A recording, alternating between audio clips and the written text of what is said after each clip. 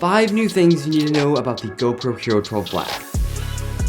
Okay, right before we jump into this video, all the photos and videos in this video are from Fantastic Films. I'll have his channel linked in the pinned comment, and he was able to get his hands on an early GoPro Hero 12 and was so gracious to share all of these videos and photos and specs with me. So let's jump right in to the 5 new things about the GoPro 12. Okay, so the first thing here is going to be HDR videos and photos. So the GoPro Hero 11 could not do this, the GoPro Hero 12 now can, and basically what HDR means is stands for high dynamic range, and this will be really nice for those super sunny days, and I'm really glad that GoPro decided to add this. It is a software feature, but I am really glad that this is coming to the GoPro Hero 12. The second thing is the GoPro Hero 12 is getting HyperSmooth 6.0. Now what HyperSmooth 6.0 does is something that I'm very excited for. Basically, when you stabilize your camera, you have to crop in to stabilize it. However, the GoPro Hero 12 is gonna require less cropping, which is super nice, and I'm super excited that we're gonna be getting this. Next, we have an improved LCD screen. You know how GoPros feel really laggy? Well, the GoPro Hero 12 is gonna be getting some improvements here. Again, I don't know if this is just software updates. I'm gonna have to test this out one more when I get it,